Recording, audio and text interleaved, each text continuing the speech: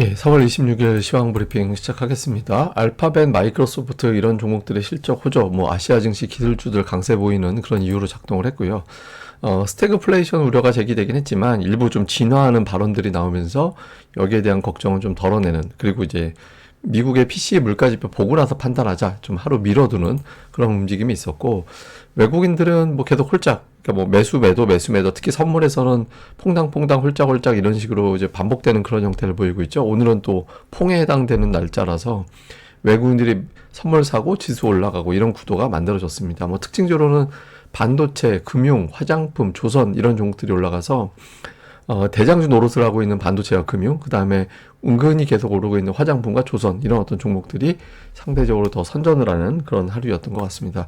우선 지수를 보면, 지난주 주간 증시 전망대 시간에 우리나라 이제 패턴을 갖다가 이제 우리가 이야기를 했잖아요. 그러니까 2022년 이후에 코스피라든가 코스닥이 4주 정도 하락하면 그 다음에 좀 반등 시도하는 그런 경향성이 있었거든요. 그래서 지난주까지 4주가 빠졌기 때문에 이번 주에는 좀 어떻게든 기술적 반등 시도가 나와야 되는데 다행히 나왔습니다. 그리고 코스닥 같은 경우도 이게 빠지기는 4주 빠진 건 아니었거든요. 근데 첫 주가 이제 음봉이었기 때문에 4주 동안 조정 나온 것과 마찬가지죠. 근데 이제 일단 이번 주에 반등이 나와서 좀 다행스럽죠. 물론 이 반등이 추세를 뒤집었다는 의미가 아니라 한 번 쉬었다가 다음 방향을 본다라는 건데, 제가 이번 주를 왜 걱정을 하면서 봤냐면 저게 반등하지 않았다면 저때 같은 패턴이 나올 수도 있는 거였거든요. 그러니까 연속하고 잠깐 쉬었다가 또 때리고 이런 형태로 좀 낙폭이 생각보다 더 길어지는, 그러니까 지금 같은 하락이 한 3주 더 이어진다고 생각해 보세요. 지난주 같은 하락이 굉장히 심각하게 밀리는 거잖아요. 그런데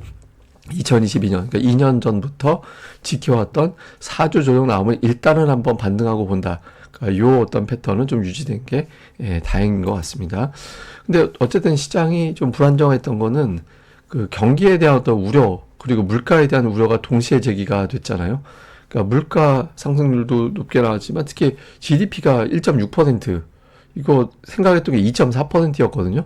예상치 대비 1.6% 나온 거는 제가 보기에는 뭔가 데이터에 문제가 있다라고 봐야 될 것 같아요. 나중에 속보치 말고 이제 수정돼서 나오게 된다라면 아마 좀 이게 숫자가 달라질 것 같은데, 어쨌든 그렇게 나오고, 반면에 이제 PCE 물가는 또 되게 높게 나왔잖아요. 이거는 GDP 발표할 때 나오는 분기 PCE입니다. 이게 되게 높게 나와서 성장은 둔해지고 물가는 올라가고, 이게 말 그대로 용어 그대로 스태그플레이션이잖아요.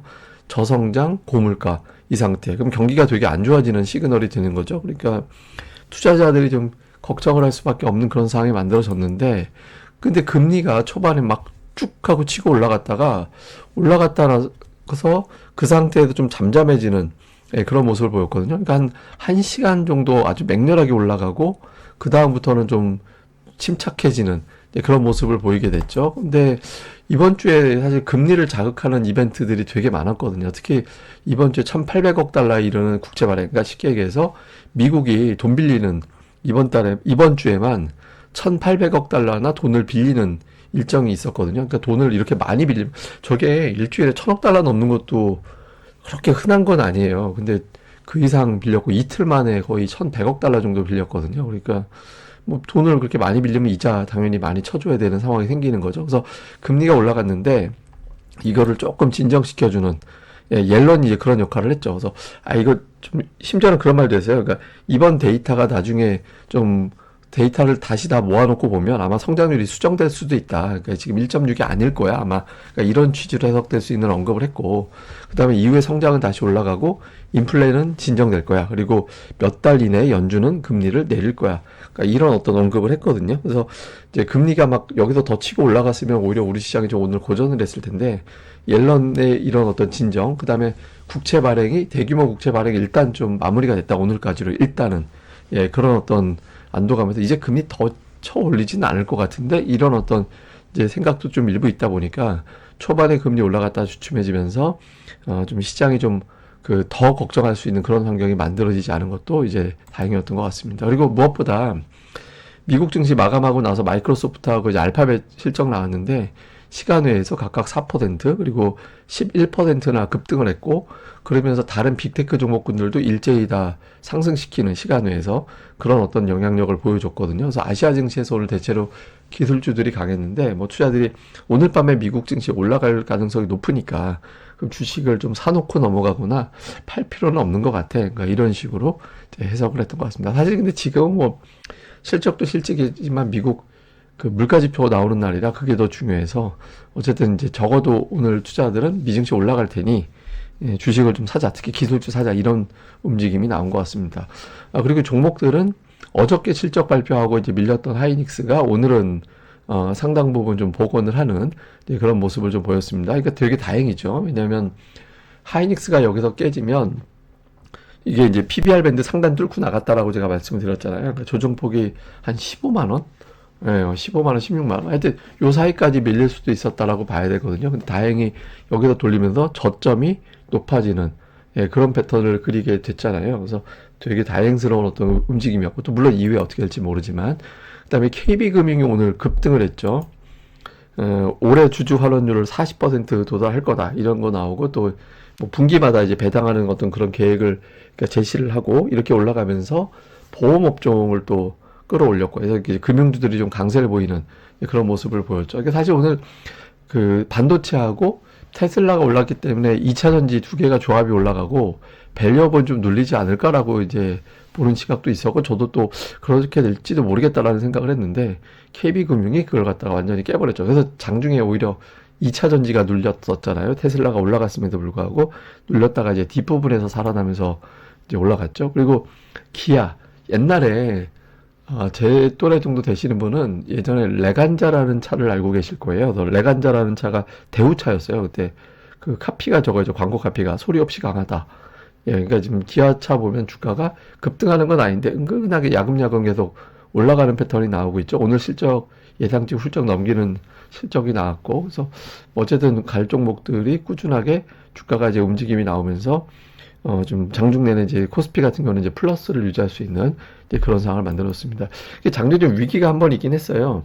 일본이 이제 금리 안 올리면서 금리 인상을 해야 좀 엔화가 강세를 보일 텐데 금리를 안 올리면서 환율이 갑자기 확 치고 올라갔잖아요. 예, 그러다가 이제 오후에 좀 밀려서 내려오는 고점 대비 밀려 내려오는 그런 모습을 보였거든요. 환율이 여기서 1380원을 또 치고 넘어가게 되면 이제 그 외국인들 선물이 또 자극을 받으면서 대형주들이 눌릴 수 있었거든요. 근데 오늘 어쨌든 일본이 기준 금리를 동결을 했는데 이게 이제 어떤 걸 시사하냐면 지금 달러가 되게 강하잖아요. 그러면은 달러 인덱스를 구성하는 게 이제 유로, 뭐 엔화, 스위스 프랑 뭐 하여튼 등등이잖아요. 근데 지금 유럽도 오히려 6월에 금리를 내린다라고 하고 있고 지금 엔화도 금리를 올려야 이제 달러 대비 좀 강세를 보일 텐데 이제 안 하고 있잖아요. 그래서 지금으로서는 달러가 뭐 엔화라든가 유로화 가지고 약세로 가지는 않을 것 같고 결국에는 미국 자체적인 어떤 지표 가지고 떨어지는 상황이 만들어질 수밖에 없거든요. 그래서 PC밖에 없다. 지금은 예. 지금으로서는 이제 PC가 잘 이제 예상치대로 나오거나 예상치보다 더 낮은 수준으로 나와서 미국이 금리 인하를 2번 넘어서 3번까지도 가능하겠구나라는 기대감을 자극하고 그게 이제 달러화를 끌어내리는 그런 역할을 해줘야 되는 상황이 생기죠. 그래서 좀 환율이 오늘 뭐 고점 대비 더 안 올라간 건 다행이긴 하지만 아직은 불안정하다. 금리도 불안정하고 환율도 불안정하다. 그래서 좀 깔끔하게 해소돼서 넘어온 건 아직은 아니다. 이렇게 봐야겠습니다. 자, 수급에서는 이제 외국인들 매수하긴 했는데 냉정하게 보면 순매수를 많이 한 날이 아니었어요. 그러니까 매수를 많이 한 날이 아니라 매도를 되게 줄였거든요. 예, 그래서 외국인들이 조금 이제 어쨌든 그래도 매수했으니까 좋긴 좋은 거죠. 그리고 이제 퐁당퐁당 예, 보시면은 선물 매도 매수 매도 매수 매도 매수 매도 매수 이거 퐁당퐁당 하고 있잖아요. 근데 저는 이제 거의 막바지에 왔다라고 생각을 하거든요.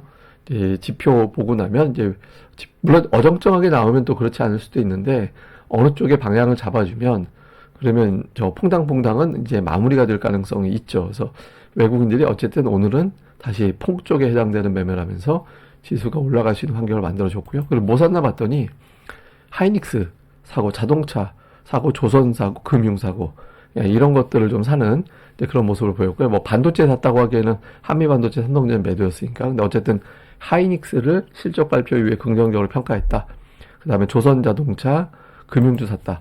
그 다음에 기관 투자자들 같은 경우는 자동차가 들어가 있고요. 그 다음에 그 금융주 이런 것들 들어가 있고 역시 조선주가 또 들어가 있는 그런 모습을 보였습니다. 그러니까 자동차, 조선, 금융 이런 종목군들을 좀 담았고, 코스닥 쪽에서는 외국인들이 이렇게 업종별 특성은 없었던 것 같아요. 뭐 특정 업종을 집중적으로 샀다거나 팔았다거나 이런 건 없었거든요. 그래서 그냥 종목별로 다르게 했고, 기관은 오늘 매수 쪽에 그 시가총액 상위 종목 에코프로비엠 HLB가 들어가 있는데, 그 아랫단으로 보면 그 반도체에 관련된 종목군들이 되게 많이 포함되어 있거든요. 근데 최근에 기관들이 보면 반도체 종목들 매수가 되게 많아요. 누적돼 있는 코스닥 쪽에서 보면서 이쪽에 그렇다고 다 올라가는 건 아니지만 종목별로는 선별적인 어떤 종목 장세는 좀 만들어내는 것 같다. 이쪽으로 보면 될 것 같습니다. 자, 시장을 요약해 보면 3월 PC 나옵니다. 예상치가 2.6, 0.3. 이거 근원도 거의 비슷한 수준이거든요. 이 숫자대로 나오거나 조금 낮게 나오면 뭐 증시 여기서 바로 확 치고 올라갈 가능성이 생기고, 0.2%포인트 이상 높게 나오면은 안 좋은 쪽으로 갈 겁니다. 그래서 시나리오는 이제 예상치냐 0.2 높게 나오느냐 이렇게 보면 되고, 물가지표 공개된 이후에 미국의 국채금리 4.7%의 국채금리는 주식시장에는 부담이 됩니다. 추세적으로 계속 올라가기에는 한계를 주거든요. 그리고 오늘 그 마이크로소프트와 알파벳 실적 이후에 그 결과적으로 플러스로 마감시킬 수 있느냐, 요거 지수를 좀 멱살 잡아줄 수 있느냐, 요게 되게 중요합니다. 그리고 이제 퐁당퐁당은 거의 마무리가 되는 게 아닌가 싶거든요, 제 생각. 물론 FMC라는 일정이 있긴 하지만 PC가 나오면 물가에 대한 어떤 정의를 하게 되겠죠. 이거 물가 안 빠지는구나, 또는 걱정을 너무 한 거구만. 그러니까 이렇게 될 수 있어서 이제 저는 퐁당퐁당이 마무리가 될 가능성이 높다라고 보고 있습니다. 그리고 오늘 강했던 종목은 뭐 따로 설명을 드렸으니까, 아까 코멘트 해드렸으니까 볼 필요는 없는 것 같고요. 그래서 오늘 그 주요 증권사별 그 PC 전망치 보면 뭐 2.7%, 뭐 2.6%, 전월비는 뭐 0.3% 전후, 그러니까 이거 반올림하거든요. 그래서 0.3% 정도, 예, 그 정도로 좀 생각을 하고 있는 것 같습니다. 근데 이게 지금 왜 중요하냐면 4.7% 금리가 되게 안 좋아요. 이게 사실 제가 0.2%포인트 올라갈 때마다 한 50포인트 빠지는 조건이라고 말씀을 드렸잖아요. 근데 오늘 같은 경우 만약에 금리만 놓고 봤으면 밑으로 빠졌을 거예요. 근데 환율이 달러 인덱스가 밑으로 떨어지는 그런 모습이 나오면서 이 우려가 좀 떨어지고, 그 PC까지 봐야지 뭐, 그러니까 이런 정도 때문에 오늘 안 빠진 건데, 지금의 금리 수준 4.7%면 미국의 국채사도 국채에 투자를 해도 이자 비용을 저렇게 준다라면 사실 굳이 리스크 감소하고 신흥시장 매수하기는 불편하다라고 생각하는 투자들이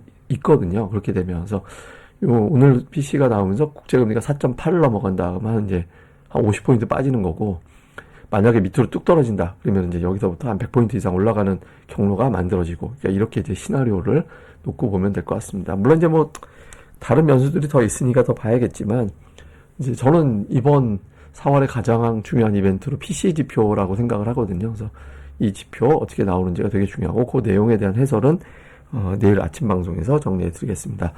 예, 그럼 또 하루 잘 보내시고요. 저는 다음에 뵙겠습니다. 이 방송 구독하기와 좋아요 꼭 부탁드립니다. 감사합니다.